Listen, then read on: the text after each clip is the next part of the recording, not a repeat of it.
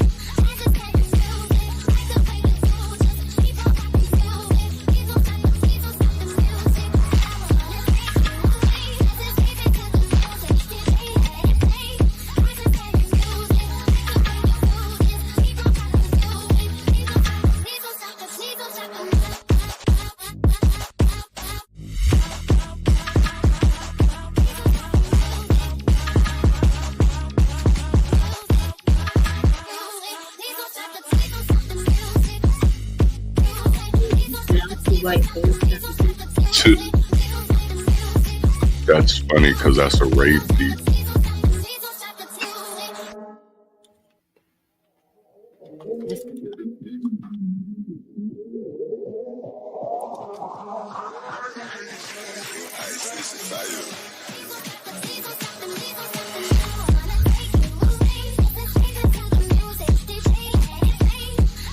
That's not the vibe.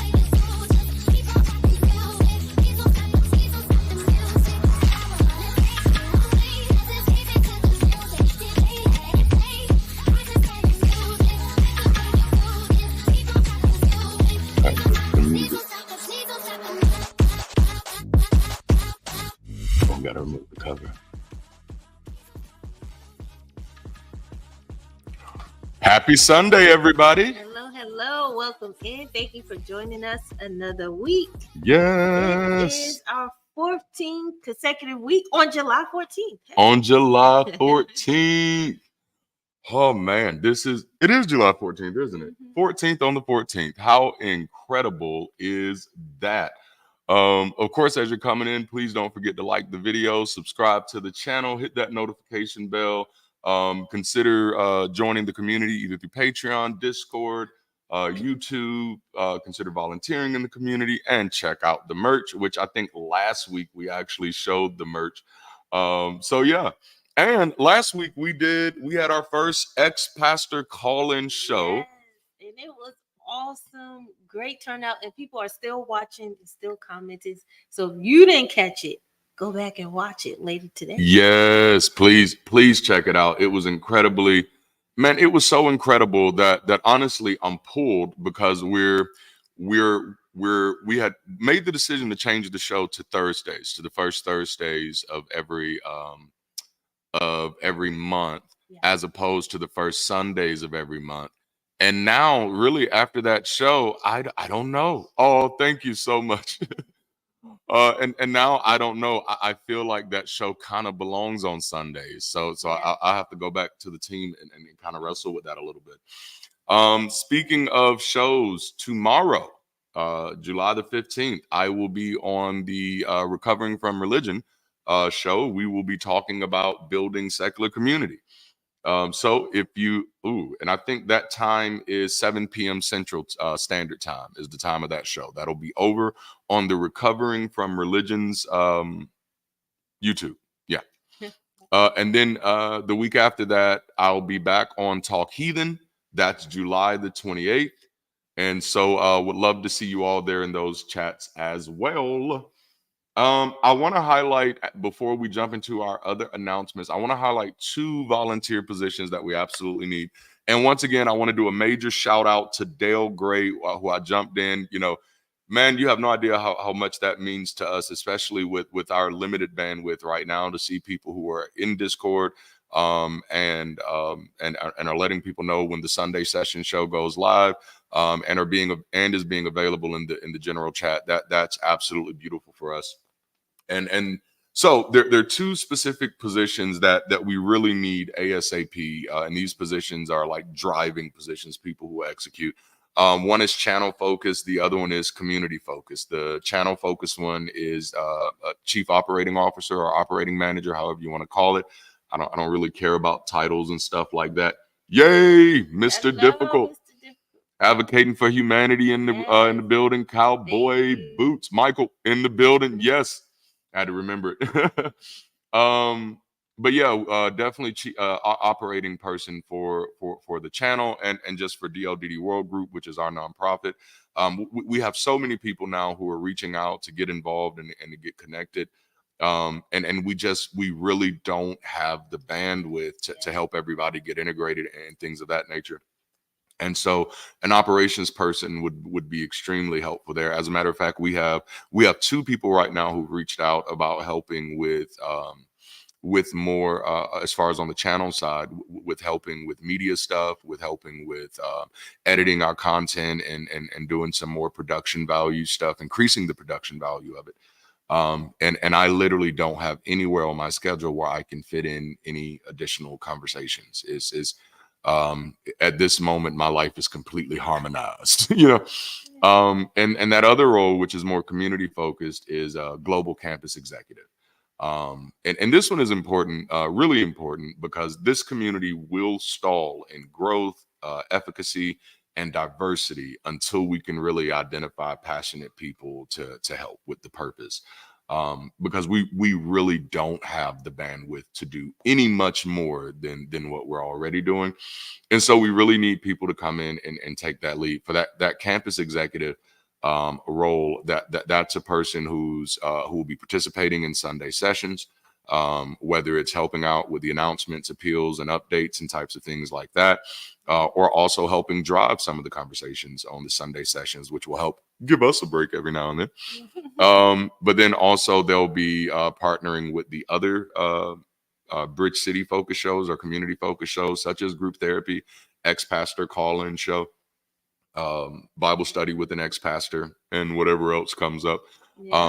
And then also, which is probably the biggest thing, is leadership and volunteers. And so that person would be helping those who are eager to get involved through Discord and things like that, helping them find their role.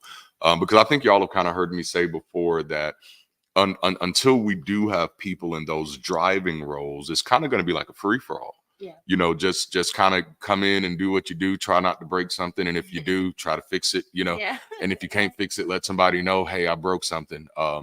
Because it's really going to have to be like that, like the Wild Wild West, until we have some type of organizational infrastructure, which we don't have yet. And I don't have the bandwidth for it. That's just like right now, I'm tired. Like I am like, oh, and I'm pulled at every level. But I want this to be successful for all the reasons that it should be. And for all of those reasons that it should be, it has to be more than just us at the table. Otherwise, it will never reflect the true diversity of mission that it has. It will only reflect the things that I think. And nobody wants that. Nobody wants that.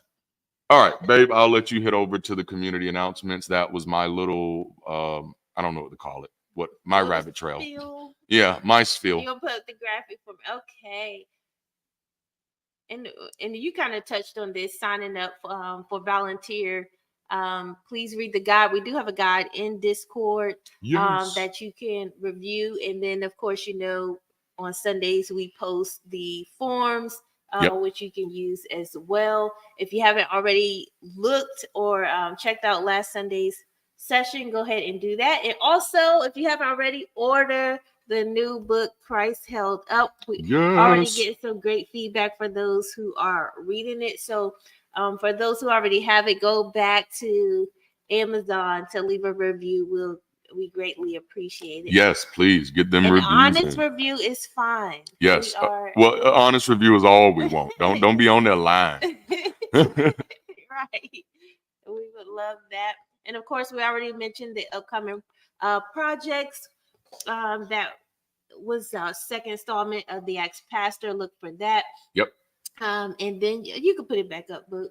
And then we have, of course, others in the community who are already doing great work as well. If you don't already, go ahead and check Nurture out on Sunday mornings. It's always great conversation.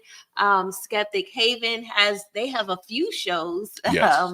That happens on Sundays and other days throughout the week. So go check them out and support. And also support our girl Maya with Bad Science Sundays. They always have fun late at night. Yes. They can have you rolling. So make sure you're supporting, and anyone else who is doing something or has a platform or needs support, let us know so we can mention you and shout you out as well. Ooh. Oh yes. Oh yes. Awesome. I got to get Nancy's book myself, for real. Yes. All right. So I think we've hit all of our announcements. So today we're going into part 2 of this conversation. Please don't stop the music around finding harmony in the chaos of life. Hence the music for this week and last week, which is Please Don't Stop the Music. I suggested it, y'all. And of course, I had to find a ripped version as to not get in trouble with YouTube. But that was a really cool rave version that was neat. So we're going to open up today. Last week we opened up with the analogy of the dancer. This week we're going to open up with the analogy of the conductor. And kind of like last week, the idea is to introduce this analogy in the beginning, and then we'll kind of talk about it a little bit as we're going through. And for this reason, I wanted to give a summary of that analogy instead, because the conductor analogy is a little long. So I'll do a little summarization of it. Opening up with a prayer. Whoops, wrong space. Hilarious. I have a lot of thoughts on prayer, though, which will be in my other book. Now, that book will not be coming out this year. I do have another book that'll come out this year, detailing what my 10 years living as an atheist in the closet, what that experience was kind of like, be more like memoirs. But I do have another book called The Case for Religion that I've been working on for going on 2 years now. It's pretty much done. I just want to fight with these ideas with other people who are qualified to fight with those ideas, just to make sure that they're as solid as I think they are. And I have a whole chapter in there on prayer. And I appreciate that. Just want to call that out, that sincerity in your work. Oh, thanks, babe. And wanting to not just put stuff out there, but put things out there that is well informed, and not just absolutely so. Absolutely. It's definitely one of my biggest projects as far as writing. My other books are memoir based or fiction, and so there are quite a few books, like, of course, The Conversationalist, those books, The Social Influence Theory. Those books, even though I've had the manuscripts for them for so long, they're ones that I don't feel comfortable releasing until I've had the opportunity to really flesh those ideas out. Exactly. Yep. So and it's a thing of just wanting to be responsible as much as I can. If it's memoir based, then I don't feel that weight as much because it's my life, and I'm just talking about my life. But if I'm putting out information that could be used to do anything beyond the personal, I just want to be very careful about that. And can't be perfect, but you know. All right, so we're going to open up with this conductor. The keys to navigating life are akin to the behavior of a masterful conductor who organizes a great performance. Regardless of their prior knowledge, the wise conductor takes inventory of all relevant noise and translates it into music by navigating the nuances of the necessities of others. Upon receiving their assignment, they learn about their audience, available musicians, and sponsors. Unlike many, conductors use their training to navigate options rather than dictate opportunities. They learn you know what? I want to say that again with a different word. Unlike many, conductors use their training to navigate options rather than dictate outcomes. Mm. They learn from the surrounding noise to craft resonant performances. During preparation, they manipulate the dissonance of differences into real time reflections captured in their symphony. They find hidden harmony and harshness and common cadences and chaos, embodying it fully in the music. Each performance is unique as it is shaped by the connected noise around them. Every sound counts and every soul is impacted uniquely. The wisest conductors teach and learn the indiscriminate value of every voice and the indifferent nature of noise. They stand and hear it all, loud and clear, finding an infinite supply of symphony within the chaos. This approach reflects the conductor's ability to extract beauty and order from apparent disorder. By embracing every voice and sound, they create music that resonates deeply. Thus, navigating life effectively requires recognizing the value in all experiences and voices, much like a conductor who turns noise into a harmonious performance. I like that. Yeah. I think I might like the summary better than the analogy. Yeah, for sure. Okay, so kind of doing what we did last week. We've let that kind of resonate with you a little bit, let it simmer. There's a word, percolate. There it is.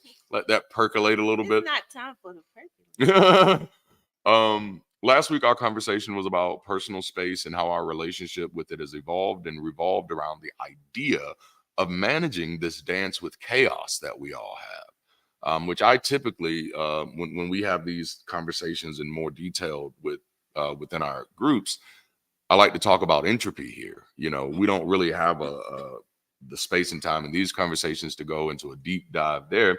But we learned that the more we've been able to manage, the more our sense of self and what we define as personal has continued to expand. So we kind of walked through that last week of several different places that, sense of self is, we talked about putting clothes on, shelter. Then we talked about all the different needs that shelter's for, like shelter isn't, we often think about shelter as just a place to cover our head, but it's also a Right. protection from the elements. It's also a place to store our food. It's also a place to eat our food in Rest. peace. It's also a place to sleep, a place to rest. But then it's also a place to breathe, a place to think, a place to be creative. Personal space has evolved, and it's evolved with our management of it. The more we have managed our sense of self, the more what we identify as personal has evolved. And that's not even something you can just see over our historical sociological evolution. You can see that with our evolution from children to adults, that personal space means something very different as a 5-year-old than it does, as a 35-year-old. Yeah. You know what I'm saying? There's some 5-year-olds who have no concept of personal space at all. Yeah. They want sleepovers, all the things. Absolutely. By the time you get older, it's like, Yeah. I need the time. At some point, you get to the point where like, I don't think I want any sleepovers. Oh, that's hilarious. That's hilarious. I want to say that one of the most profound thoughts to arise out of the conversation was this reality that we have the capacity to rework our routines and environments in alignment with what we expect. We use the analogy of the dancer against the backdrop of the social evolution of our species to both paint the picture and drive the point home. As we further continue this conversation, we are all exploring new ways to harmonize our lives. And I think picking up today, we're going to get into a lot of good stuff, but I want to highlight some things. One of the things is why I use the word harmonize, because harmonize is such an odd word. Yeah. And honestly, I was reluctant to use it. It's one of those words that I'm reluctant to use. It exists in a space for me with words like spiritual, where these words have not been very well defined. Nor have they been well applied, which has unfortunately made these words easily accessible for people who want to use them for insidious means, and when I say insidious, typically I mean more scammy type of stuff. So I want to kind of give you why I use this word harmonize and how that evolved for me. The word used to be for me was balance, right?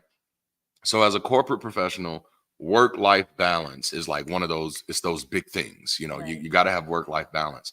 But even before, as a corporate professional, I was there as a pastor, trying to figure out, oh man, how do I balance church and how do I balance home? And so it's like a separation. It's a separation. It was a separation. And the thing is, like, if this was maybe, I guess, 3,500 years ago, I could call it a work-life balance, but I am more than two things.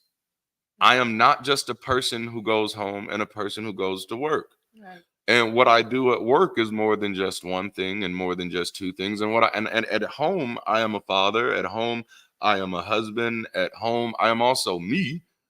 So I work with my music, I work with my computer programs, I have plans. So I realized balance wasn't a good word for me because I had too much to balance. And so at that moment, it's not balancing, it's juggling.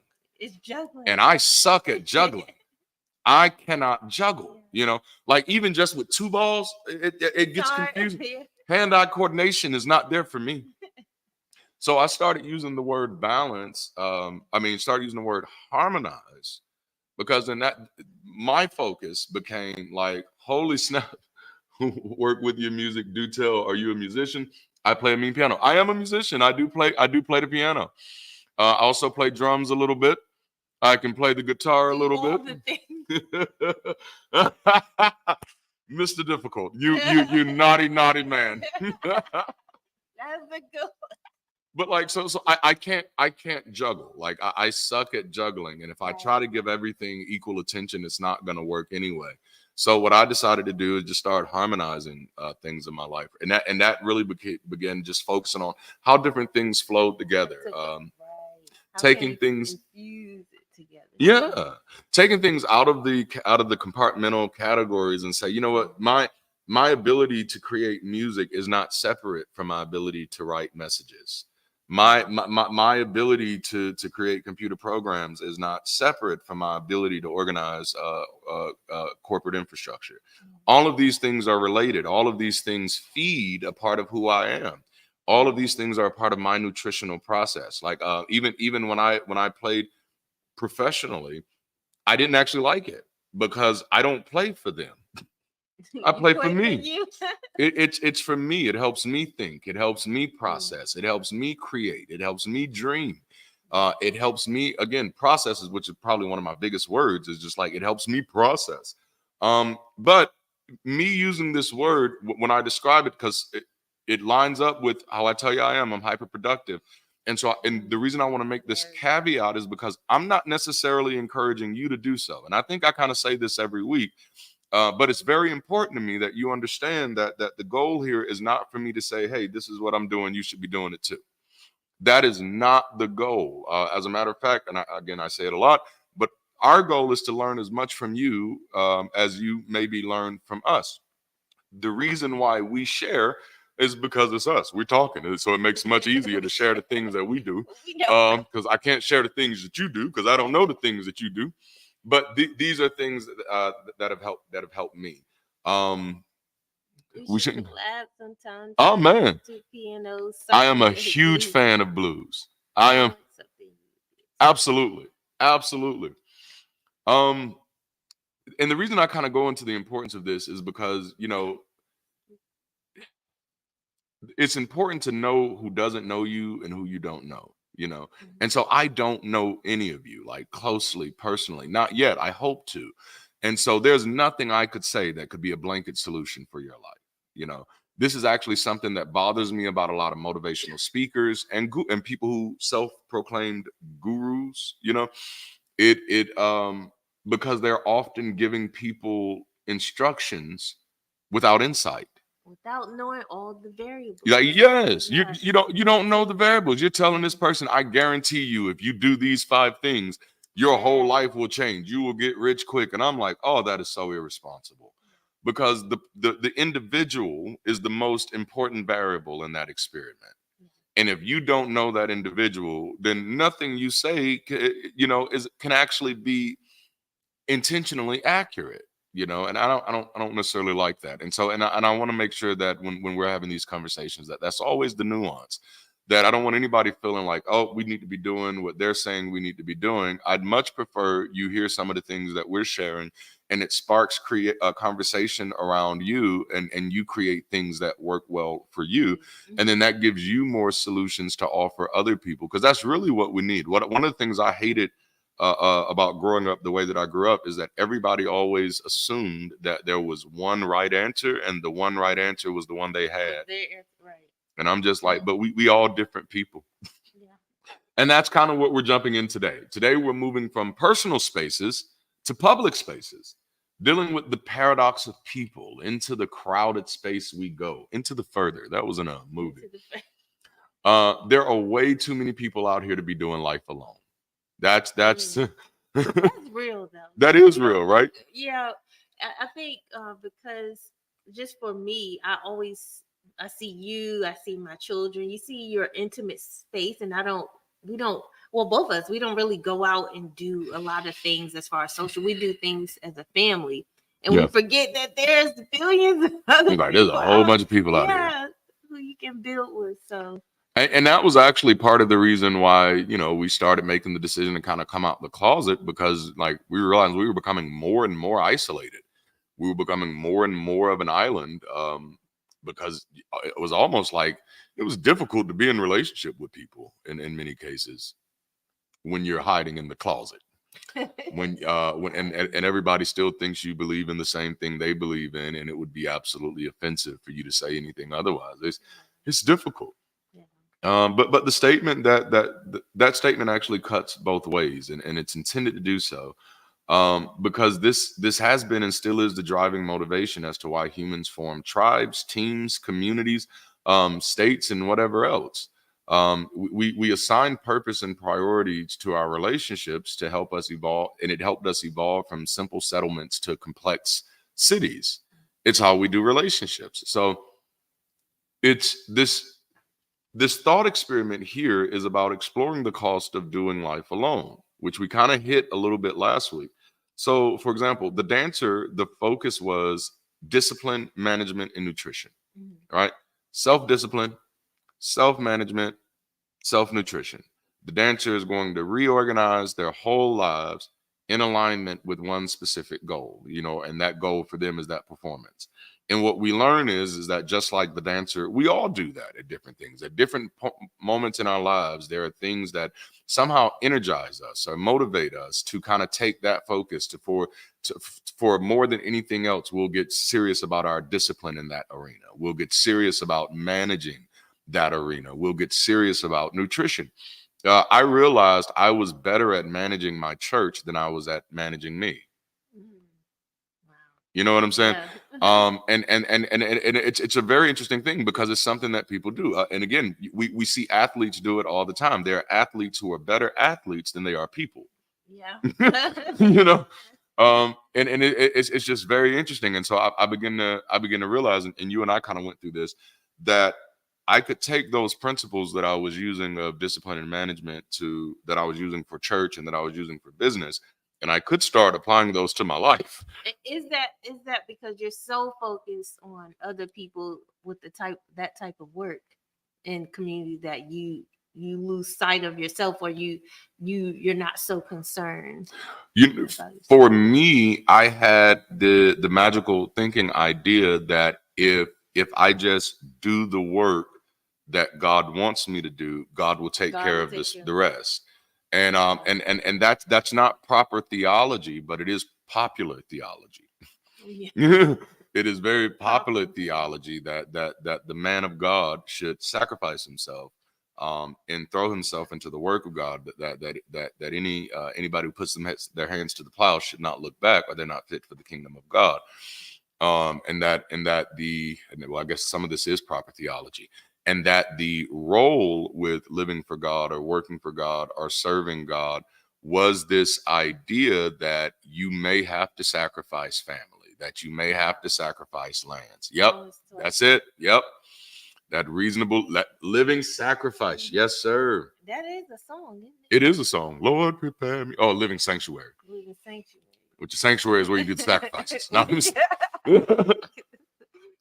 but for me, it was the magical thinking. And just to be clear and to be fair, that didn't that didn't have to exist. That didn't have to be mutually. I don't know the way I want to say this. That didn't have to exist because God existed. You know what I'm saying? But it was because, again, there are plenty of people who have that relationship with their religion who do not make those type of decisions. Yeah. Make those type of sacrifices. One of the things I noticed about even some of my mentors, especially those who were not pulpit pastors, but more like associate pastors and stuff. They weren't church senior leaders, but many of them came into the faith when they were older. So they had already learned basic principles of, self-management, budgeting, things of that nature, fiscal awareness. And there was no amount of faith after that was going to make them stop doing any of that. Yeah. But for those of us who got in earlier, we're hearing the message different than they're hearing it. So they're hearing these messages of faith, and they're hearing this message in a way that, yeah, I do all the things that I do, and then God does that. And then God just blesses it. But for those of us who may have come in earlier, we hear the things that, no, they only have those things because they were willing to sacrifice. Yeah. Those are the variables, the complexities of thought, life experience. Yes. So I definitely forsook a lot of stuff, which is why when I came out, I didn't, and because you kind of with me going through that process, it was no longer about blame for me, so I didn't necessarily go through what some would call an angry atheist phase, which some people would call me an angry atheist. I don't know, but I didn't necessarily go through that phase because I wasn't mad at God. I didn't believe in him anymore. You know what I'm saying? There was nothing for me to be angry at. And as much as I would love to say, I was deceived, people deceived me, I lived the experience. And so because I lived the experience, I know that I always had the questions.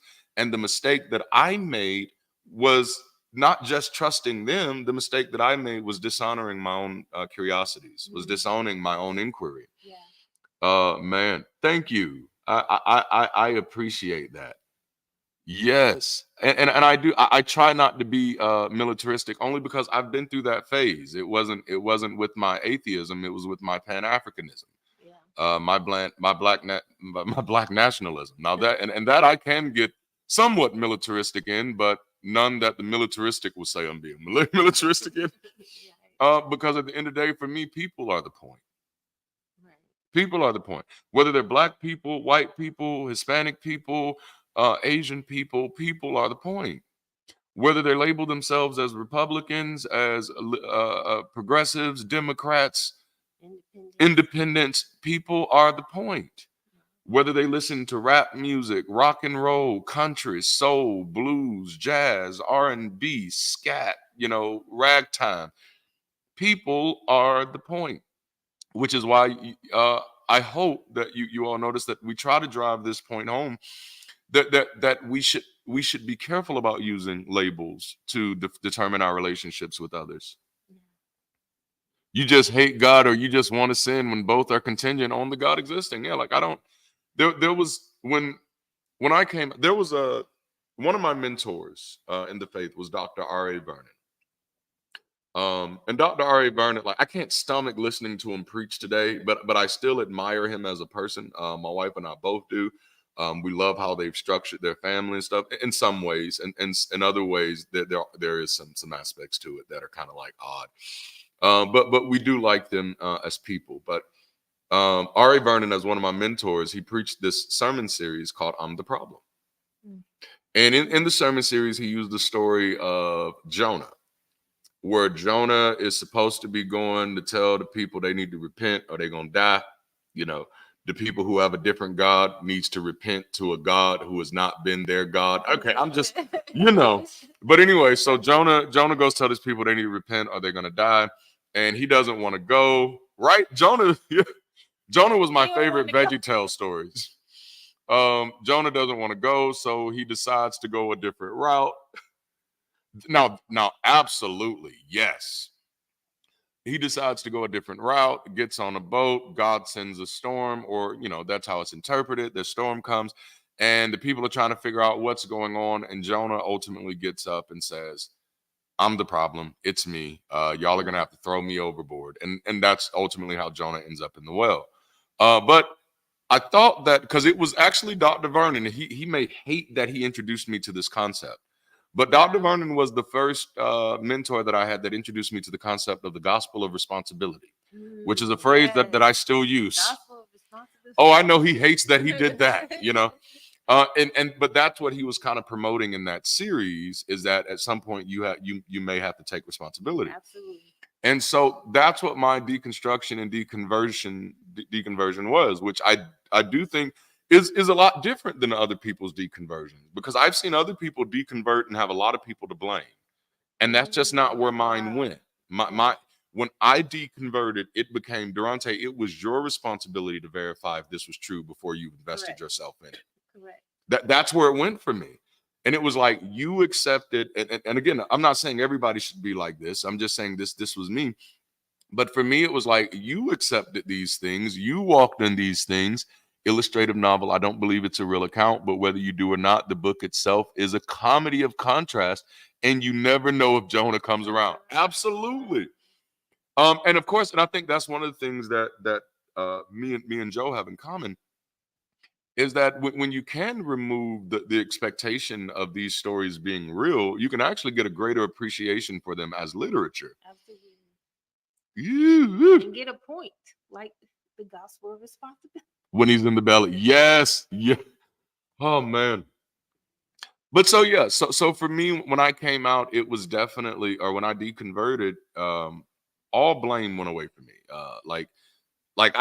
We went through some hard times with other people who like legitimately were at fault for a lot of things that happened, a lot.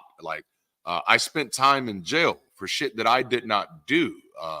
I literally had a person pay me peanuts below what I was supposed to. Yeah, you must be angry. Absolutely. And it's just like, nope. Actually, anger is something that I've been sort of able to remove myself from. I don't have much reason to be angry anymore. I'm probably more hurt than anything else. I get hurt more than I get angry. I don't have a need to be angry. What I do now, and this is me. This doesn't absolve any people who do anything wrong of any guilt or anything like that. Yeah. But what I do is when something happens and it happens in a way that I didn't want it to happen, and it's a way that I'm not happy about, I ask myself, what responsibility could I have taken to send this another direction? Exactly. Or what can I learn from this situation if there was nothing I could have foresaw from this? Because I no longer put the expectation on myself to be perfect. And so I know that I'm going to trust people who are not trustworthy. And once that happens, my rightful responsibility is to move the fuck on. Learn the lesson. Learn the lesson. Yeah. That's it. And so when one of my mentors used me horribly, literally took me from climbing out of poverty to dragging me all the way down to the bottom of it. And the only thing I ever got from that was an apology. I was still growing. You know what I'm saying? Because in the world of Christianity, that's okay. You can do the most horrendous things to people, but as long as you repented about it, it's okay. But after that happened, I made the decision to resign after becoming age. Do you find that you have more acceptance and even love for people of other races? Absolutely. Yeah. Yes. And it's almost out of necessity because we're in this shit together. Man, passion can be interpreted as anger, for sure. For sure. Oh, and that's man. Okay, see, this isn't even in notes, but that was a major breakthrough for me. Is realizing that a lot of things in my life that I had let other people label as anger was really passion. And I just needed to learn how to harness that passion, which I'm learning now. Yeah, I mean, we're all in this together. Like that was my wife and I ran a school for Black children. And it was because we realized the necessity for children to have cultural information in the curriculum. Hey. For them to have information and scenarios that reflect their worldviews and their ideologies. And we actually ended up, for a myriad of reasons, shutting the school down. But one of those reasons was I begin to realize, I'm like, well, it's not just little black kids that need this, Right. and I was like, holy snap, my worldview is imploding and exploding upon me because our neighbors were Mexicans, and I'm like, man, their children need this too, Mhm. you know. Yeah. And then I'm like, but damn, you can find yourself getting into a place where you're like, well, no, well, everybody needs it except for white kids. And then it's like, well, no, like All kids. European kids needs it too. Like of all, and it gets so sticky when you start using labels, and it becomes like, Darante, it's okay to want to do things that's going to help everybody. Yeah. And like I said, I am still very much a Pan-Africanist in the sense that I have a concern for African people wherever you may find them. But I've definitely become humanism takes precedence for me, you know. Um, and if there was anything we could do to push this world towards globalism in a healthy way, I'd want to do it. I'd want to do it. Absolutely. All children deserve Exactly. education, health, and An abundance abundance of of love. love. Come on now. Yes. It's religion that's made us think otherwise. Absolutely. I often bring up the what was it, the typhoon that hit. Can't disagree.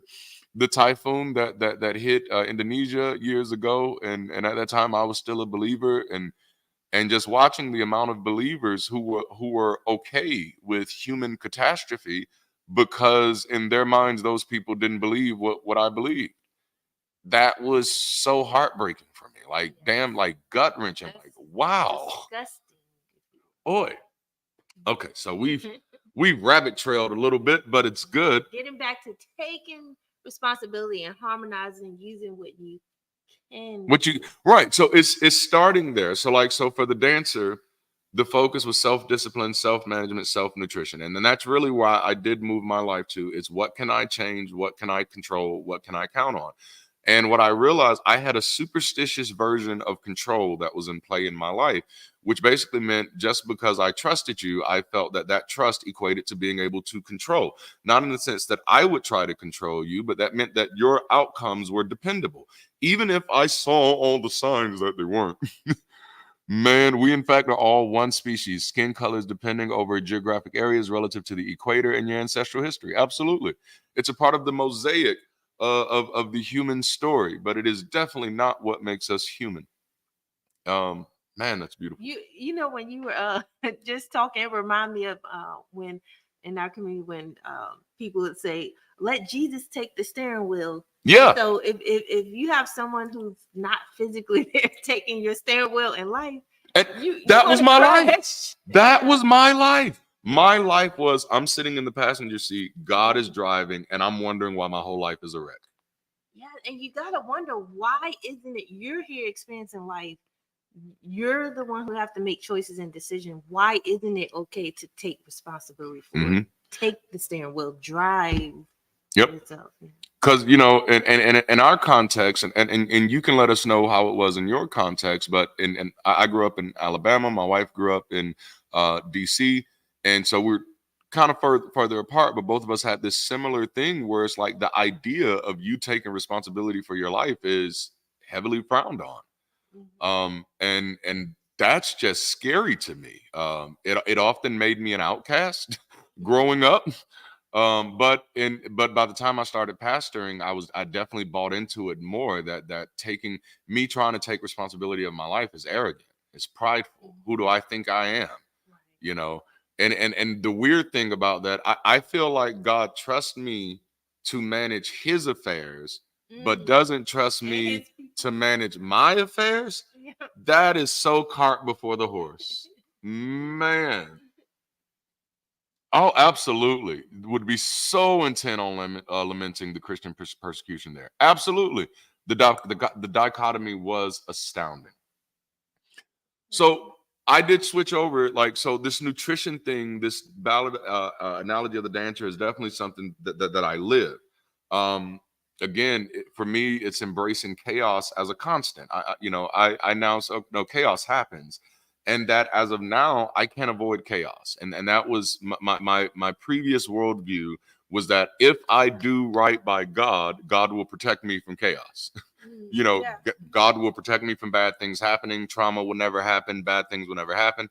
That worldview never manifested. Okay, that never materialized. So now I'm at the place. You lean on me while I lean on Jesus. Yes, like literally. And it's just like, oh my goodness, you know. Now I'm just like, I'm gonna take it. I'm gonna take it from here. I'm gonna take it from here. I'm gonna embrace chaos as a constant that as of now cannot be avoided, but can be managed.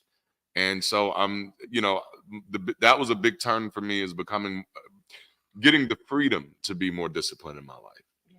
You know, because the messaging was, there's not enough discipline you can do. There's not enough management you can do. There's not enough nutrition you can do. If God isn't in it, it's not going to stand. If God isn't in it, it's not going to last. And no evidence backs that up. And the thing that I try to, me coming out of this now, like, that is incredibly damaging type of speech. You are absolutely robbing people of autonomy and responsibility and agency. Yeah. You're making them feel like doing anything for themselves to move themselves forward is offensive. And then that thing, it gets coagulated, if you will, not just with your religious beliefs, but also with your social beliefs, because then that gets compounded with this idea of never forget where you come from and don't leave other people behind. So now anything you're doing that where you're actually trying to move your life forward becomes an indictment either against your God or against your family. And that's why God always gets the credit. So even now, if you graduated from college, you did the work, or you landed the new job, or you were able to get your new home, whatever it is, God always gets the credit. It's never, oh, you did an awesome job, look at God. It always goes there. And what happens then is that's how you get a people who, when they're facing hard times, they don't know how they're going to make it through, because they didn't give themselves the credit for making it through the first time. So, and I remember being there at that place where I'm constantly breaking down, like, God, how am I going to make it through this? How am I going to make it through this? How am I going to make it through this? God, if you don't do, you don't do. And then I begin to realize, like, dude, you have so infused God into your narrative that you've completely disassociated from the fact that it has been you the whole time that has brought yourself through. Yeah. But because you have this obligation and this commitment to preach, you have to say, no, it was God who brought me over. Man. Thank you. We appreciate you. Yes. Awesome. Love you. I can't wait to get you in the game, man.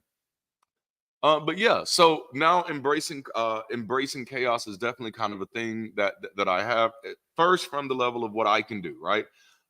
But because what can feasibly be controlled by any one individual, all things being equal, is quite limited, especially considering how much control we give away in the social contract of community. Self-discipline, management, and nutrition can do wonders in helping us reshape our lives into our desired images.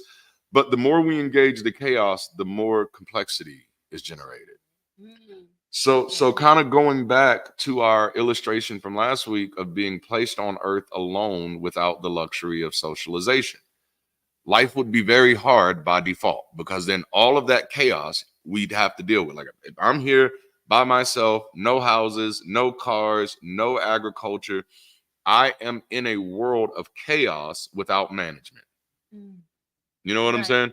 And so, and that's very hard. Every solution that you would create to solve the problems of your personal space that we identified last week would each be attached with degrees of complexity, all that increase as your experience and understanding increases.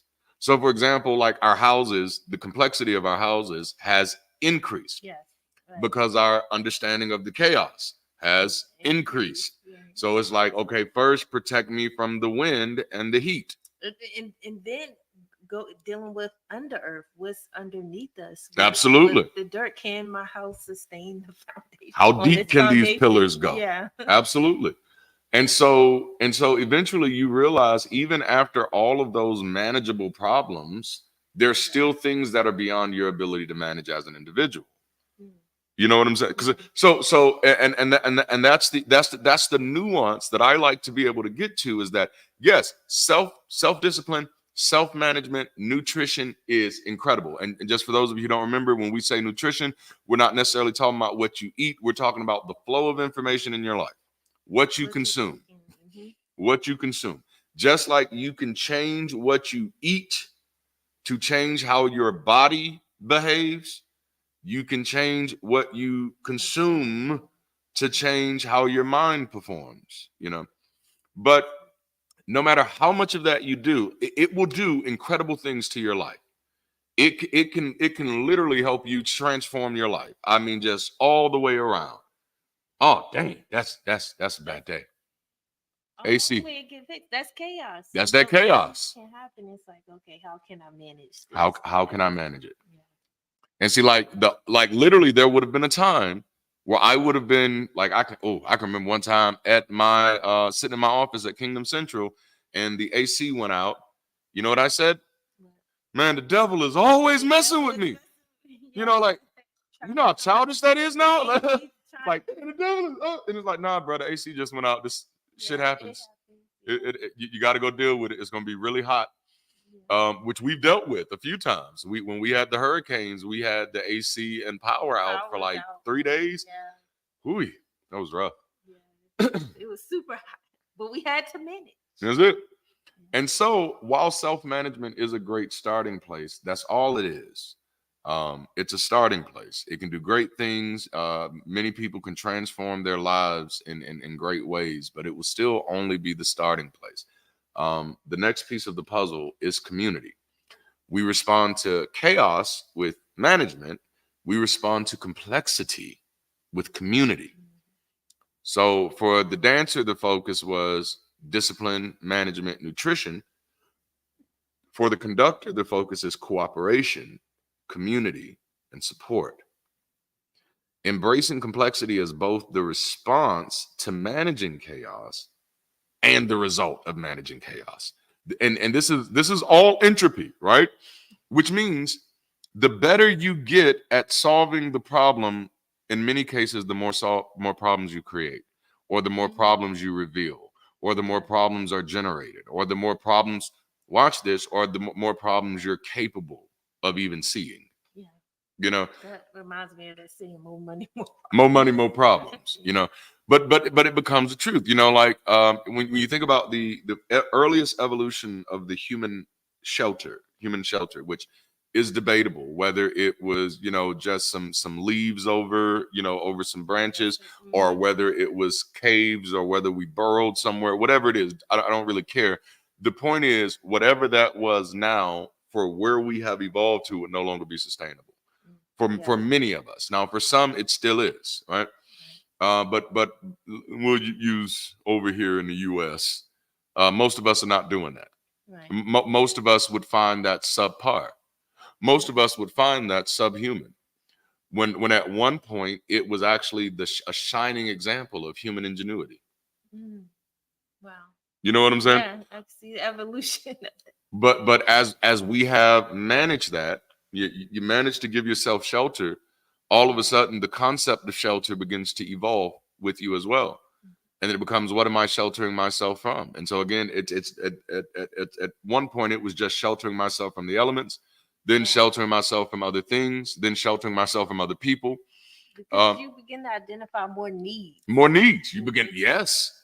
And needs seem to be endless. I'm going to put one back in the window up, a couple of fans. The bank will be open tomorrow. I'll go replace it. There you go. I love it, man. I love it. That's beautiful. That's beautiful. Bree! Hello. We appreciate you jumping in. For sure. And so now, like, I have this focus where I realize the more I engage, the more I manage the chaos, the more complexity is going to come. So I no longer have this expectation that if I do this right, everything is going to be easy from this point. Yeah. So you can do things right and it's still not. Yeah, you can do things right, and it's because it's chaos, it's complexity, it's entropy. Hey, Maya, thank you for jumping in. Yes, and it's so again, you can self-manage your life into a lot of great things, but none of that can outpace the need for community.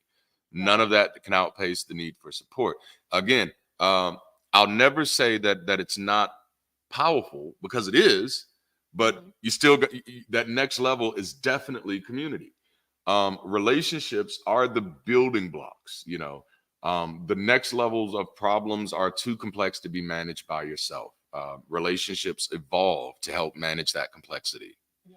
You know, so again, just kind of using the hut illustration, you know, if we lived in a little hut, it would be easier for us to manage for sure. We would not need other people That's to right. manage that. Yeah. Just me, you, and the kids, we could manage that hut. Yeah. But the moment we want our shelter to also include private bathrooms and a place to wash the dishes, it's not that it's impossible for us to manage that.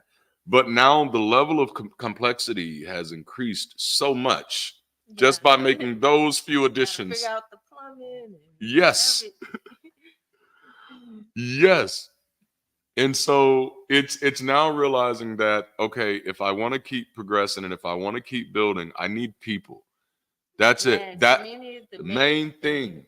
That's Absolutely. and that's my heart's cry. Like that's the battle cry for me. It's just like almost everybody that we talk to, that's it. And so that's why our biggest goal is to push as many people as we can to experiment with community. You know, and again, that's reminding everybody I'll be on Recovering from Religion tomorrow having that conversation. I was lucky. No, yes. We can appreciate that it won't look the same. Exactly. And it shouldn't look the same. Absolutely. Never built a religion-based relationship. Man, what you say? Because all of mine are gone. All of mine are gone. As soon as we didn't, and it's so funny, like, because we could be watching fiction and not go for the same character and we'd be okay. But now we don't have the same imaginary friend, and it's just like, oh, well, you're evil. Yeah. You know? Well, some people think something bad is going to happen. Yeah. Well, some people think that you're literally something bad because they believe that there's no way that God would allow somebody, that would give somebody a mind to think that way. So this must be influenced by the devil. This has to be Satan. Especially when you're a former pastor, and you're vocal about your non-belief, you are Satan.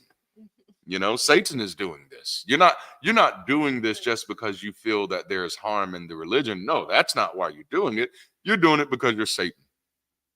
Which is silliness. Yep. Yeah, it's insane. So a big thing here becomes with community is understanding the purpose of people, and that's such a conundrum, because what exactly is the purpose of people outside of what people agree to? And that is the fucking key. You know, and I think that's what kind of scares people sometimes about even experimenting with community, because everybody's like, you know, well, what's our purpose? What should we be doing? And I'm like, whatever you agree to do. Lost my closest friend upon becoming an atheist. They're all still church boys. It's not that they ostracize you or anything like that. Rather, they just stop calling you to events. That's it. It's a lonely highway, and there's enough of us out here now where it shouldn't be. There are enough of us out here now, and there are enough of us with varying levels of skills, varying hobbies, varying interests, where we can now be the solutions to this.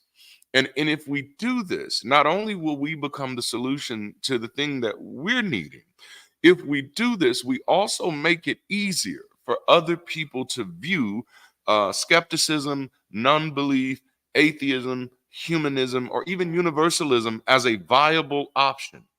But as long as people who are on that other side and are having questions are looking at the options of freedom of mind or social isolation, then more people are going to stay in the closet. You know what I'm saying? Yeah. And so, like, again, like, this is my heart's cry. Like, it has to be our obligation to experiment with community. You are probably going to fuck up. It's okay. Do it anyway. Man, yes, but you're so nice. But you're so compassionate. But you're so empathetic. Yeah. And it's like, yeah. man, like, because that's why I'm this though. Mm, It's that's good. it's Yes. my why. I am a humanist for those reasons. I deconverted for those reasons. Come on. Oh, I love that. I love that. Yeah. Merit-based relationships are a lot more powerful. That was one of the problems I found with Christianity. Found it was based on belief and not merit. Yeah. Okay. When I walked away from my church, that was because I was fully deconverted when I did that. That was one of the things I realized is that I had a whole bunch of ornamental roles in my life Mm, that were not functional. yeah. And it wasn't just in my church. I started my church. I had people with all the titles that weren't doing the work. Yeah. Like I was doing the work. You want to know why pastors who start churches become jackasses if their churches grow? It's because of Yeah. all Do of the all the hell work. they got to go Yeah. through to. I had to set up the sanctuary, break down the sanctuary. I had to play the music, Sing. sing the music, pick the music, sometimes write the music. I was ushering, I was letting people in, praying for people, doing children's ministry. I was doing it all. But you do that because you feel like, hey, that's what you're supposed to do. I now realize that was just bad math. That's But why you can't do it by yourself.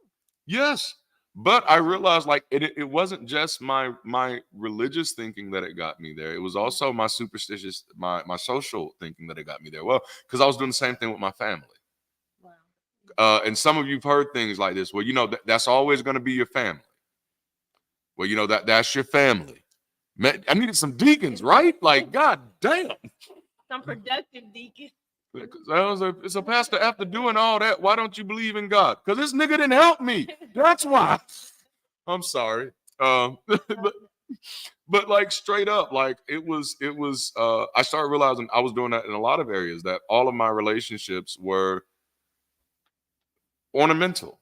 Mm, They had no value in my life whatsoever. You were my mom because I was born to you. You were my dad because I was born because you did your thing, but there was no requirement on you to be a good father or an improving or father. improve. Right. In my community, it was just that's always going to be your dad. This person deserves this respect, and you should always treat them like this. And then by the time I deconverted, is like you only get treated according to the roles you are fulfilling. Absolutely. That is like literally, and I know sometimes that does make me seem cold, but I don't think I'm cold. I think I'm loving, and I'm sure that's what a cold person would say. So I don't know. But it just makes me like I don't want to waste my time anymore. I don't want to waste time calling somebody something that they're not going to be. Yeah. You know, and so for church, it was like I don't want to waste time calling you my what was it, my chief of staff, if you're not doing that work. Or even a member. You got that way with I members too. did. Oh, that's a good one. Yeah, like you don't help this church do anything. Like there are people to this day that still call me their pastor. No, you don't know me. Depart from me, you workers of iniquity. You never knew me. But You need to go in the acting. man, Poetry or comedy. uh, I heard somebody. let's do it all, man. And so I realized that what we realized is moving from that place of, okay, there are things I can manage, there are things I can be disciplined in, there's things I can change my nutrition and just the flow of information into my life. Kind of giving you a little insight into my Black nationalism phase, Pan-African. Again, I'm still a Pan-Africanist, but one of the things that I started doing when I really started challenging this idea of nutrition was challenging my news intake. Yeah. Because of course there was a lot of things going in the news with Black bodies, just hoy. And I was taking in a lot of that. And then at some point I had to ask myself, like, Darante, how is this helping? Right. Because I was definitely getting into a space where I wasn't mentally healthy because I was feeling traumatized every time I turned on the news. And then I was just like, but dude, you're the one turning it on. And you're not turning it on with an expectation of actually intervening, with an expectation of actually helping. It's like you're literally watching this to remind yourself that this happens and it's bad. You already know this happens. You already know that it's bad. Let's change the flow of information to give you some information that can put you in a position to do something about it. Right. And so that was definitely, that's why that nutrition aspect is one that I damn near praise. But again, the community aspect becomes the next part. There's only so much we can do as individuals to even feel sane, because a part of what it means to feel sane has to do with how you're received by other people. That's true. You know? Whew. You need people. You need it. A part of it is that feedback as well, Yes. because some may not realize, like Had to how you unplug. did. They may not have self. Everybody doesn't necessarily self-reflect, but if you have community and those around you who do love you and who do pay attention, they can offer that. But see, that's a good point, because that's really one of the tools of communities, especially when it's intentional community. One of the tools is community reflection. One of the tools is group therapy. One of the tools, like, forget everything that church was as far as the religion aspect, but think about some of the times that people were just able to hang out after a service and talk and just debrief and unplug and just be like, look, life is hard, man. I'm going through. And it's just having places to be human. And that's the role that I see. If religion declines, we do need to replace it with something that is focused on humans, because right now everything else is just focused on different outcomes. Everything else is focused on business. Everything else is focused on politics. Everything else is focused on specific agendas. The church was the only place that claimed to be about humans. The problem is that it had to go through the superstition, of our different interpretations of what may or may not exist, as opposed to just being able to look at each other and just say, let's just do this for each other. If every church in America right now to just said, let's just remove the God talk and let's just talk about people and let's just find ways that we can help people, that would be, I hated the gossip disguise. And I've talked about that. Man, I hated that. 100% agreed. But if we got to the place where we had places where the focus is just people, what's information that can help people make better decisions, and I don't always like using the word better, because I don't know what's better for you. Right. So the goal is healthier, to help people make healthier decisions. Because what may be better for one may not be better for another. And that's one of the things that I used to think we all wanted the same things. I thought that. No, we all wanted it, and it's like, no, some people want different things. And it's like, well, damn. And it's like, but community is where we find that out at. And community is where we give space to that at. Community is where we normalize the difference of other people. Because the way you normalize the way you normalize difference is creating space for it. Church is great at is helping its members in need. If come on, man, they show up and help. That's one of the biggest programs that we definitely want to reinstate. We used to do something called Help and Hope. And Help and Hope, that was something that we took back from our church days. It's like, it's easier for 20 people to help one person than it is for one person to help 20 people. Yeah. You know what I'm saying? Right. You relieve the burden. Yes. And so the Help and Hope program, what we would do if allergies and sensitive, yes, man. What we do is we take nominations. The nominations were private, and we'd get a list of those needs. We'd have somebody reach out to the family if the nomination allowed for it, and family, person, individual. There was no requirements, as in this person has to be, like homeless, or this person has to be, can't make certain amount of money. Nope. Any nomination, period. We're not getting anybody's business. Everybody needs help sometimes. Point blank, period. And one of the ways you can we'll just go there. So, and we'd get these big refrigerator size boxes and fill them up with stuff. We call all of the community members who participate in Help and Hope and just say, hey, here's the need. Here's how we can celebrate, how we can participate. And so, and just kind of like Bree just mentioned, being very sensitive to allergy needs. We would also be sensitive to whether hygiene products were needed. And we'd be, one of the main reasons we wanted to do this is because by doing it this way, when you do it through just a food bank, which I worked for, and I'm very passionate about food banks. And here's another thing that secular communities can really get involved in. But when people go to food banks, what they're going to get is going to be very limited. And in many cases is going to be, I don't want to say dehumanizing because that's not the right word, you know, Yeah. but it's not going to make them feel great. And nor is it, that's what it's there for. It's there to help them survive, right?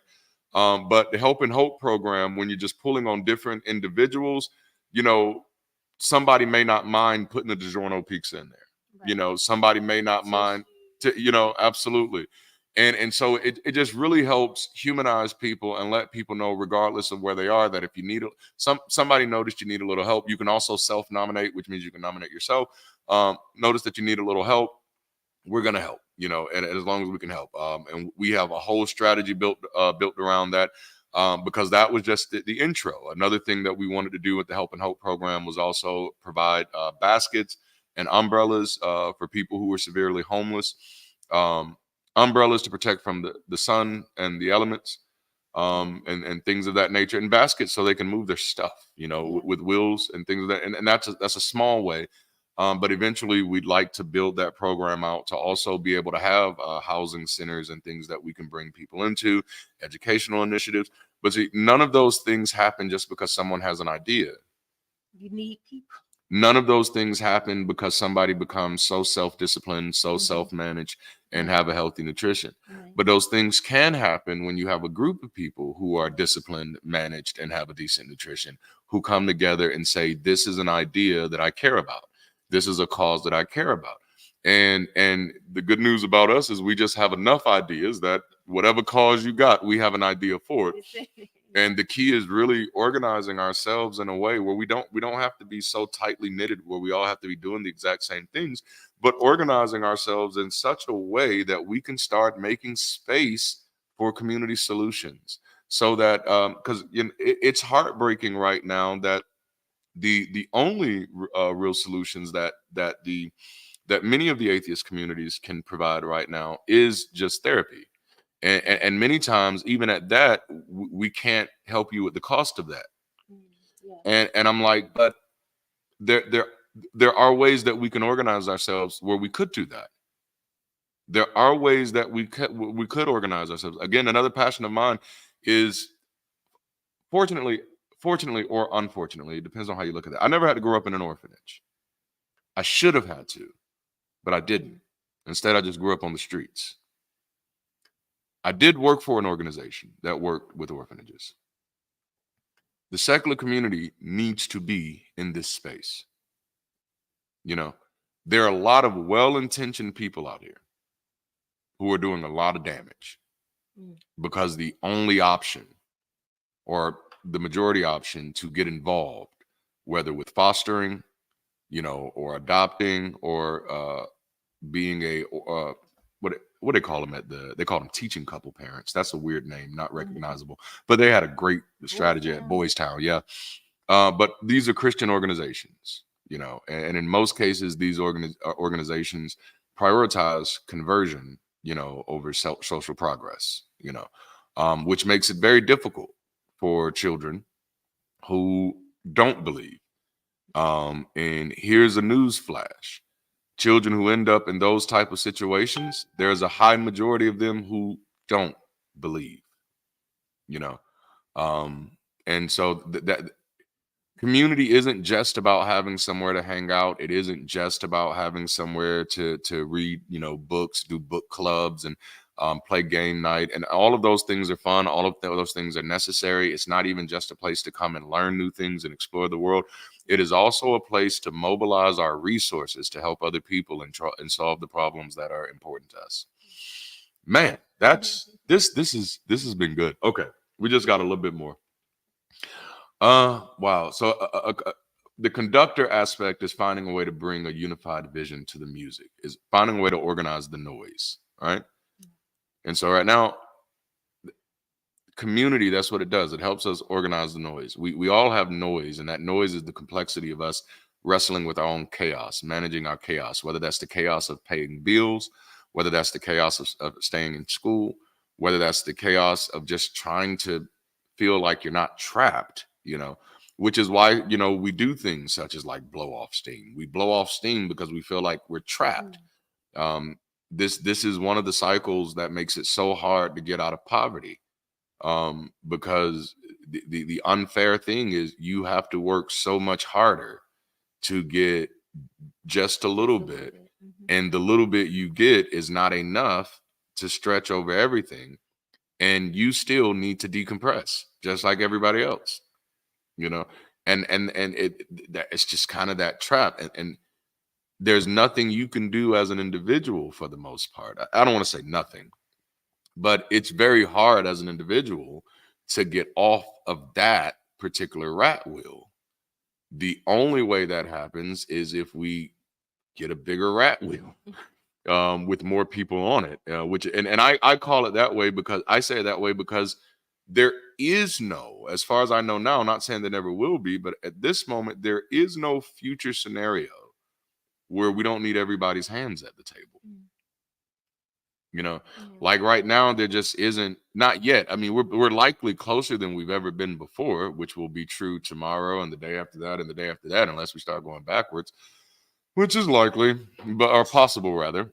But with the technology, we can relieve some. We can, yeah, we can relieve some things, but we still do definitely need, as an entire community. And at this moment, I'm not just talking about Bridge City and the work that we do. I'm talking about the community of people, you know, as a whole. A burden shared is a burden halved. That's right. That's it. It's just math. It's just math. Like, sometimes, and I used to be really frustrated. Sometimes when I look at, you know, the community that we live in, not the housing community, but the community that we lived in, rather. I guess that's more fair to say. It was absolutely frustrating for me, of watching people not work together, you know, because it's like that's going to be the superpower. Community is the superpower. Welcome in. Thank you. I think I just kind of summed it up. Today we're talking about community being the superpower. Community being And just how managing chaos. managing chaos, and then using community to burden to burden the complexity, because that's what's gonna, you know, it's things tend to arise in complexity. And I think I know I had an unrealistic worldview before this, like, well, if we solve the problem, why the problem ain't solved? And it's just like, well, the problem is a lot bigger than us. The problem is we are on a floating rock in the middle of nowhere, and we can only see 5% of it at most. And that 95% of it is likely away from us forever. I hope not. I hope we can advance fast enough to where we can get some solid answers. But we're in this together. Yeah. Community is our superpower. Global community would just, in my mind, and I know this is somewhat idealistic, would just be absolutely beautiful. And so last week we talked about the importance of self-discipline, self-management, self-nutrition. This week the conversation is really about the importance of having cooperation and support. You know, I know that was my next step for me, is realizing, like, oh damn, I don't actually have a support system. I have family members, I have friends, but all of these people exist, and I hate to say it this way, but out of convenience. We don't need a need for each other. We don't, you know, we don't feel obligated to each other in any type of way to do anything. These relationships just exist. And so I realized I needed to restructure my support system. But we'll just kind of close here. I do want to show this chart. Let me show this chart real quick, and then we'll close. Yoink. Share screen. Sometimes I be looking at the words and don't even know what I'm looking at. That's how tired I'd be, man. Like, I'm like, which one is it? Is this one? Yep. All right. Okay, so this is the chart. Now, this is what I normally share when I'm actually teaching this stuff in a different context. The goal here wasn't to teach this stuff. This is what I share with my students, my mentees, and stuff like that. Today was just, we're creating conversation around it. But nutrition is where we started. And then support is where you go after that. It's what you have to kind of, and again, otherwise life will just feel lonely, which I think some of you've already alluded to, that I can do all the things I need to do to make myself healthy. But if I'm not surrounded by other people who value me and that I value, it can still feel very isolating. And then even some of the things you want to do, it limits those things, and then where the rest of this goes is into productivity, tolerance, and cooperation. And it's somewhat a play on Maslow's hierarchy, but the difference is this was not meant to be a hierarchy. Nutrition is not at the top or at the bottom. It's central. It's in the center. Canva just didn't have circles. Yeah, it's the core. It's where you start. I start here, and it's not that I start here, and then once I'm done, I move on to here. You're never done. You're never done. That's it. And it's not as long as I'm working on this, then I don't need this. No, you need all of these. Tolerance is one of my favorite ones, because that's one of the reasons I'm hyper productive, because I'm actually finding out how much more I can do. I'm finding how much more I could tolerate, because I spent 20 years saying I can't take this. Wow. This is too much for me, And so now on this side, I'm trying to figure out, is this too much for me? And that's your nutrition. You had to. I changed when I started changing my nutrition, because prior to that, I was always listening to music that I almost let go. I'm always listening to music that never would have made it. It's all this trauma music that I can't do it. I this is too heavy. This is too hard. But when I changed my nutrition, when I changed my programming, when I started saying, hey, I'm not watching this on television anymore. I'm not watching this on television anymore. It was like I gave myself new options. And do you want to have you told them about ALUX? That's one of the things. ALUX, I have shared it before. But I think ALUX has a little more of a capitalistic tinge than some of these are ready for. But ALUX is one out there that I was like, holy crap, because a lot of the videos they were making were things that I'm like, this is stuff that I've been thinking for so long, and I felt like I was being a jackass or demonic or the devil for thinking, and it was just like, wow.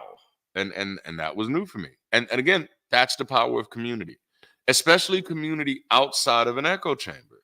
Which that's one of the benefits that secular community can have, is that we don't need a doctrine, we don't need a dogma, so we can somewhat insulate ourselves from becoming an echo chamber. Yeah. And I'll take this down now, but the tolerance part was one of my favorites, because it's I've revealed so much about myself and what I'm able to do over the past years that I was never able to do before. And if I would have still been a believer, I would not have known. And I'm not saying that's anybody else's relationship with believing. That was mine. If I would have stayed a believer, I would have never known that I could program, that I can code, write a thick book. Right? You're right. I would have never written a novel. Would have never. Mind you, I didn't write my first book, which is nowhere near a novel, but my first book was probably 80 pages. I didn't write my first book until after I stopped pastoring. Because there were so many things, and this is just me being absolutely honest. There were so many things that I felt that I could not do. I felt that they were too much for me. I felt like they were beyond me intellectually. I felt that God had given each man gifts, and my gifts was talking. You see? Which is now one of those things, because you remember when we first started working with Broadpath, that was one, because everybody loves my voice. Everybody started putting me into things, and I was like, wait a minute, I'm not doing that. I am more than a voice. And so we're not just going to shop me around because I have this great voice. This brother has discovered his capacity. And so because of that, you will have a really hard time putting me anywhere. Like, no. You just said a word. No. But we'll close out with why we do these style of conversations as opposed to different conversations. Obviously, I share a lot of atheist content on the channel, but hopefully, I hope that everybody can kind of see the undergird of that content is community, because we drive these conversations because at the end of the day, I think it's healthy people need healthy relationships, and that's what leads to healthy outcomes and healthy opportunities. And at the end of the day, I want healthy outcomes and healthy opportunities for the people that I'm sharing this world with. That's what I want. And I want that locally and abroad. And that's why, like, I love these. We're going to continue to do these. We're going to build these up. We're going to make these the most badass types of shows on here. But I personally will not be satisfied or content until we've created local hubs all over the globe. Whether they are loosely affiliated or directly affiliated doesn't matter. Doesn't matter to me. As long as we have hubs of community support that are safe havens for people, whether they are deconverting. Nope, there it is, right there. Safe havens for people. For people. Period. Just period. Yeah. And I'm not saying this as if we're the only ones doing it. There are a lot of other people who've taken up this mantle, and there's plenty of room for others to do so. And the thing is, I think my concern right now is that the secular community is falling into some of the same footsteps as the Christian community in its early years. You're creating all of these either ors, and that's not something that is necessary. And so, like, for example, and I'm not saying either of these organizations have done it, but some people say Sunday Assembly, some people say Oasis, and it's like these organizations, there is no reason for us to be unaffiliated. We can all be affiliated. Some people will prefer the Sunday Assembly flow. Some people will prefer an Oasis flow, but we need to get away from this idea of my way or the highway, or there's only one right way to do community.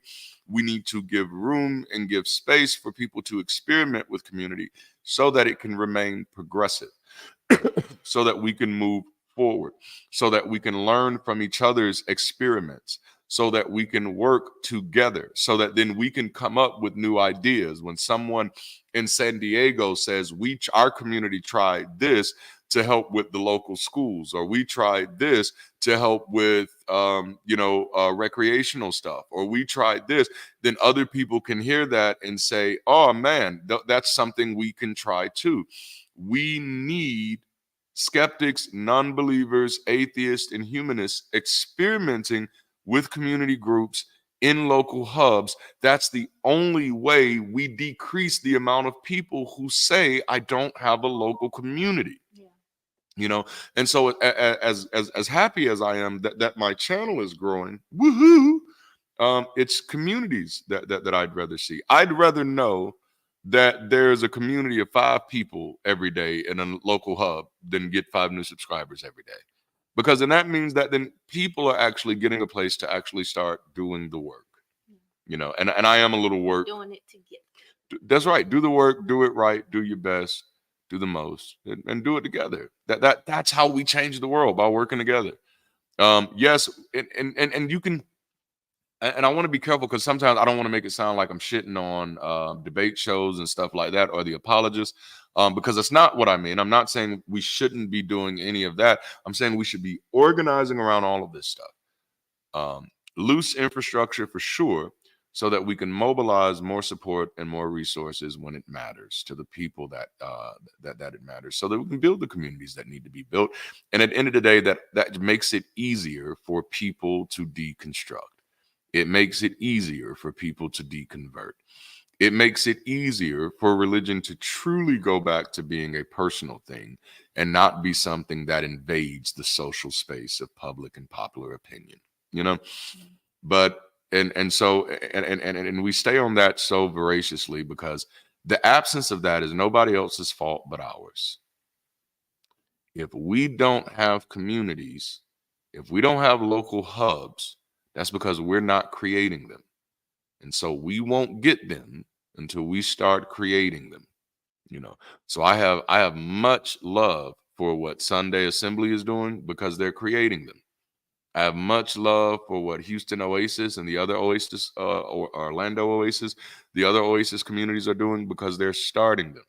If you don't like the way that they're starting them, which is something that I do here in the atheist community, Well, it looks too much like church. Well, start a fucking community that doesn't look like church. This shit isn't rocket science. Yeah. And it's just not. It's not. If we care about the people, let's stop saying we do, and let's start doing something. Right now, I'm afraid that we're creating a community where everybody's just looking for something to watch instead of looking for some way to help. And that's not necessarily something I want to contribute to. I love these shows. I love these conversations. I love reading the comments. But I'm in this to help. My kids live in this world. Their kids will live in this world. Their kids will live in this world. I'm here to help, you know? I'm here to help. And so we're looking for people who can do that. So we have conversations like these. We could be having conversations on Sundays where we're talking about 10 reasons not to believe in God, or 10 reasons not to give the preacher your money, or talking about all the reasons, or whatever else. I do some of that in some of the other content. Sunday sessions are about community. And so these conversations, we're going to be doing our best to give people to create guided conversations, or to guide conversations that we can engage together to help us all come up with ways to better live our lives. To number one, be more pleased, more satisfied, more content, and be more at peace with who we are, to be more free, to feel good about who we are as people, to get more productive as who we are as people, but then also to build better relationships as well, to build stronger relationships with other people, to explore new relationships. Thank you. Thank you Thanks, so Ace, for much. your super chat. Preach it always. Yes. Definitely appreciate you. Thank you. We something that my wife said years ago, this actually became the reason why we do what we call group therapy, is because as people, we're responsible for each other. Yeah. We're responsible for each other. Yeah. You know, when we were driving home the other day, when I was driving home the other day, one of my neighbors was out of his truck walking around. I'm like, "What are you doing?" He's like, "I saw a coppermouth going into one of our neighbors' yards." You know, Wow. Yeah. and so he was looking for it just to make sure to see if it didn't go in their backyard, because he knows they have a dog. You know, and I know this So is really petty. It's really petty, right? Because I promise you, like in the hood I grew up in, this is not something we'd even be thinking about. But it was so beautiful to me that he was concerned. It wasn't like it wasn't even about a child. He was concerned about their dog. He's like, man, And so, of course, I came home and I put in. We got our community has a Facebook group. I know, but I put in the community, hey, copperhead, coppermouth, spotted, blah blah blah. But it's this idea that we're responsible for each other. If I see something that can harm you, I should let you know. And if I have something that I think could help you, I should let you know. But we have to find a way to be able to have these relationships without attempting to control each other. And I think that's what the secular community has been most afraid of, is being afraid of doing community, and community becoming controlling. Absolutely. Yeah, it's a nice thing to do, right? We're so afraid to control each other, because that's what we saw happening in churches. Yeah. And I'm like, we don't have to make those mistakes. Number one, we don't have the bathwater for that mistake. We don't have the baby in the bathwater for the baby in the bathwater for that mistake is dogma. It's doctrine. It's if you don't agree with me, you're a bad person. If you don't agree with me, the most I can say about anybody who don't agree with me is that you might be making a bad decision. That's the most I can say. Right. But it doesn't make you a bad person. And outside of dogma and outside of those doctrines, we do not naturally make those leaps. Now, naturally is a hard word to use there, but we typically don't make those leaps. So the thing is, we're just going to have to trust ourselves to get the experiment process started, and be willing to correct it if we make mistakes. Those online shows are how we meet other. That's right. That's right. A lot of times we'd never meet otherwise. That's absolutely true. That is absolutely true. But we absolutely need local hubs. We need people. We need, and we need support for those people creating local hubs. And that's kind of what our shows exist for, is to help people find strength in being willing to take the lead, because that's the only way other people are going to be willing to follow that. We need more. Yeah. We need more. And our Our local does not need to be in competition with our online, and all of Right. these things Yeah. need to be working together. Mhm. You know. All right, I think that's all I have for today. Well, that was good. Well, come back next week. We're gonna be doing council culture, and then the following week, game of songs. That's my And I favorite. hope you get the play on words. Today's Yes. conversation was musical chairs, hence the conductor The and the conductor. chaos and the cooperation needed to get a harmonized Oh, sound. okay. Thank you for bringing that back together, because that's the thing. Musical chairs is picking your seat and knowing that you have a right to pick another one. Mm, You know what I'm saying? Because yeah, sometimes we don't choose to do things because, like, we feel like I got to be committed to this forever. yeah. And I'm like, no, life is really like more like musical chairs. You can sit in as many of these motherfuckers as you want to. You know what I'm saying? Right. And so You I, can I love switch that. I love it. Thanks, babe. That was good. I'm sorry. around. It's back on you. No, we definitely appreciate you. Thanks again for the super chat. Thank you, Yes. Bree, for jumping in, advocating for Yes. humanity. Mr. Difficult, Mike, thank you for Yes. jumping in. We appreciate everyone. Maya, even the Apostate Sisters. Oh, that's who we didn't mention too. They have a show, the Stacy's Mom podcast. As a These show. Stacy Yep. are awesome. So there's a lot of good things happening. There's a lot of great Yes. content out here. Yes. Oh my goodness. So make sure you support Volsey. He does some content as well. He's Yep. very active on Discord, but he also tapes it or let it go out, broadcast it on YouTube. So thank you all for joining. If you haven't already, be sure to like, comment, share. Come back and comment once we get off live. That will definitely help us. We definitely appreciate it. We do have merch. And of course, my husband mentioned earlier about volunteer. We definitely need some help and support. And so if you want to learn more about that, you can even jump on Discord. That way we'll fill out the forms. And let me stress that the community needs support. Yes. That's everything we can do for the community, we're literally already doing. You know, we just don't have the bandwidth to do much more. And so if these things are valuable to you and you want to make sure that these things happen, we need your support. This community needs your support in order to exist as a viable resource and as a viable option. And so we highlighted those two roles at the beginning of this segment, the two that we really need from driver positions. If you're not looking to be in a driver role, that is 100% okay. We still need you. For you, it's going to be a free for all. That means just pick something to do, start doing it until somebody tells you that you're doing it wrong. Yeah. That's Dale, like Dale has been jumping in, and I've been absolutely loving it. And honestly, my life is fully harmonized, so I don't have any room for anything else. But this community is very important to me, and so we're doing everything we can to get it where it needs to be. But we are definitely calling on you at this moment to don't just watch, help. Don't just watch, help. That's a line. It is. It is. Oh, what happened? That's not going through for whatever. Well, it still looks like it went through on this form, on this side. Yeah.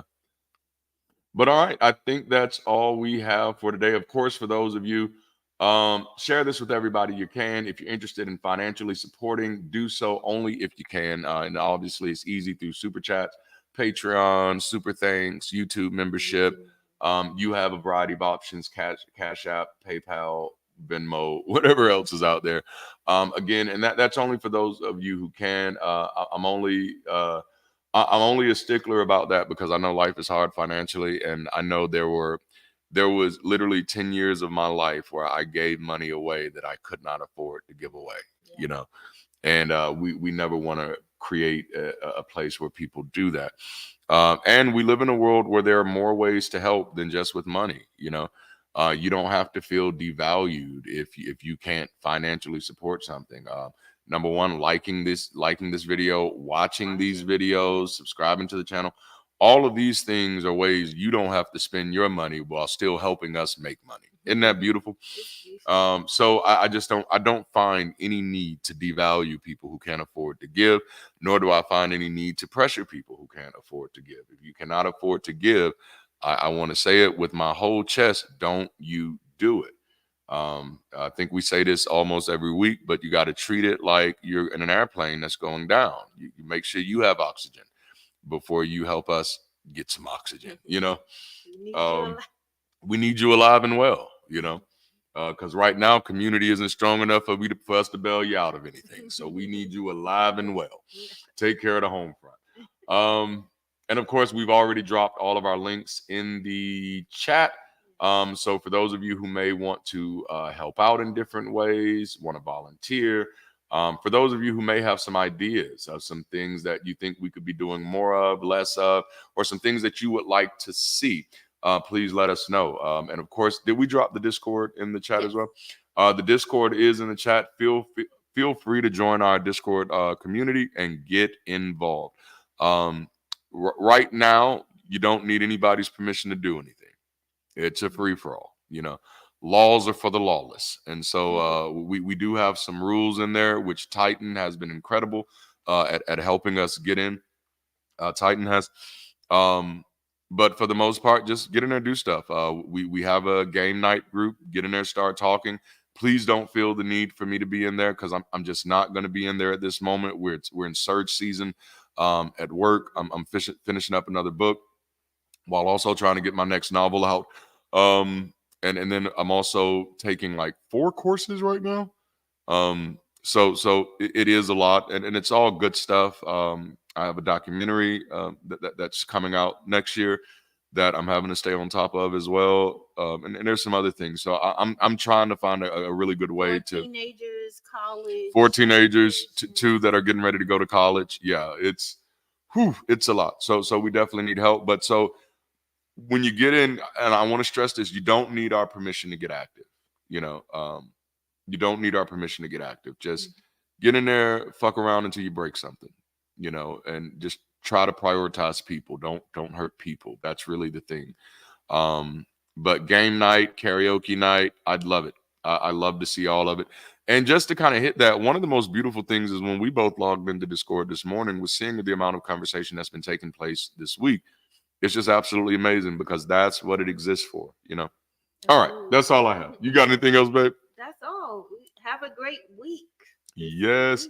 Thank you all for joining us. And of course, until next time, keep rising. And until next time, Be the bridge. yeah.